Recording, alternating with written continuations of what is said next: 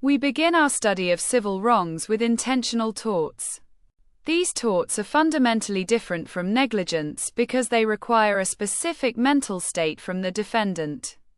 An intentional tort requires two core components. First, a volitional act by the defendant, meaning an act under their conscious control. Second, that act must be coupled with the requisite intent. For examination purposes, specifically the multi-state bar examination, intent is defined precisely. It means the defendant either desired to cause the specific consequence that resulted, or they possessed knowledge with substantial certainty that the consequence would result from their action. We will focus our analysis on three primary intentional torts that test these concepts: battery, assault, and false imprisonment. These form the foundation for analyzing intentional wrongdoing. Now we transition to the first specific intentional tort, battery. Battery is defined as the intentional causation of a harmful or offensive contact with the plaintiff's person. To establish a prima facie case for battery, four distinct elements must be proven. First, there must be an act by the defendant. Second, the defendant must possess the requisite intent, meaning they intended the contact itself, or intended the resulting harm or offense. Third, a harmful or offensive contact must actually result. Harmful contact is physical impairment or injury. Offensive contact is contact that offends a reasonable sense of personal dignity. Finally, the contact must be with the plaintiff's person. Crucially, the plaintiff's person is interpreted broadly by the courts. It extends beyond the body itself to include anything closely connected to the body, such as the clothing worn or an object the plaintiff is holding. We will explore the nuances of this contact requirement shortly.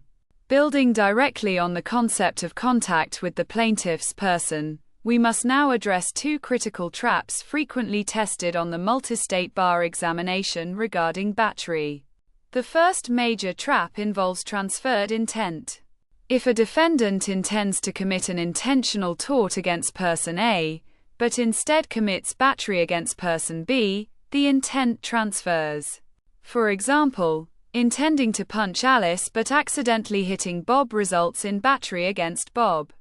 This principle applies across most intentional torts, not just battery. The second key area involves the nature of the contact itself. Remember, actual physical injury is not required for battery. The contact only needs to be offensive. Offensive contact occurs when the touching violates a reasonable sense of personal dignity. Furthermore, the extended personality doctrine reinforces that contact does not need to be directly to the body. Touching something closely associated with the plaintiff, like knocking a cane out of their hand or snatching a plate they are holding, constitutes contact with the plaintiff's person, satisfying the final element of battery. We have thoroughly examined battery, which hinges on actual contact, however slight or offensive. Now, we transition to the second tort in our trio, assault. Assault is defined as an intentional act by the defendant that places the plaintiff in reasonable apprehension of an imminent harmful or offensive contact. Notice the key shift here. Unlike battery, physical contact is not required. The focus moves entirely to the plaintiff's state of mind regarding the impending contact. The critical element is apprehension. Apprehension means the plaintiff must be aware of the impending contact. They must perceive the threat. Fear is not necessary for assault. If you are alert, braced, or simply aware that contact is about to happen, apprehension is satisfied. It is mere awareness, not terror, that forms the basis of this tort. We are looking for awareness of the potential contact, not necessarily the emotional reaction of being scared. Building upon the requirement of apprehension, we must now address the crucial element of timing, imminence. For an act to constitute assault, the apprehended contact must be immediate or about to happen. The threat cannot be remote. This leads directly to a common trap involving conditional statements. Generally, a threat conditioned upon a future event, such as if you do that tomorrow, I will hit you, does not create an imminent apprehension, and thus fails the assault requirement. However, there is a critical exception. If the condition can be immediately performed, the threat remains imminent. For example, saying if you take one more step, I will shoot you, is imminent because the act of shooting is immediately available. The second major trap concerns the defendant's actual capability, known as apparent ability. The plaintiff only needs to reasonably apprehend the contact. Therefore, if the defendant points what the plaintiff reasonably believes is a loaded gun, apprehension is established, even if the defendant secretly knows the gun is unloaded or incapable of firing. The focus remains entirely on the plaintiff's reasonable perception of immediacy. We now transition from apprehension in assault to the concept of restraint central to false imprisonment. False imprisonment is defined as the intentional confinement or restraint of another person's activities without legal justification or consent. The key element here is confinement. Confinement means restricting the plaintiff's freedom of movement. This restriction can be achieved through physical barriers, such as being locked in a room, or through the use of force or threats of immediate force against the plaintiff or their property.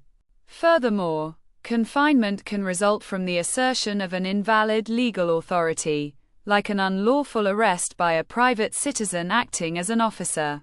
Crucially, this tort is not concerned with mere inconvenience or obstruction.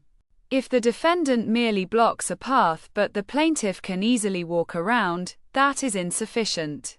The plaintiff must be completely restrained within boundaries set by the defendant. Building on the definition of confinement, we must address critical traps tested frequently on the multi-state bar examination. The first trap concerns awareness. For false imprisonment to occur, the plaintiff must either be aware of the confinement at the moment it happens, or they must suffer actual harm because of that confinement. If you are locked in a room but do not know it, and suffer no injury, there is generally no tort. The second major trap involves escape routes. Confinement ceases to exist if a reasonable means of escape is known to the plaintiff. What defines reasonable? The escape route cannot involve any risk of physical harm to the plaintiff, nor can it cause significant damage to their property. Climbing out a second-story window might be an unreasonable escape. Finally, remember that even if confinement is established, defendants often raise defenses. A common one, particularly in retail settings, is the shopkeeper's privilege, which allows merchants a limited right to detain suspected shoplifters under reasonable circumstances. Now, let us synthesize these three intentional torts to solidify the distinctions crucial for the bar examination. Remember the core requirement for each. Battery absolutely requires harmful or offensive contact. Assault demands that the plaintiff experience reasonable apprehension of imminent contact. False imprisonment hinges entirely on confinement or restraint. Beyond these primary elements, two recurring themes demand attention. First, recall the power of transferred intent, which applies specifically to battery, allowing intent to bridge from the intended victim to the actual victim. Second, awareness is key for the latter two. Assault requires apprehension, meaning awareness of the threat, and false imprisonment requires awareness of the confinement or resulting harm.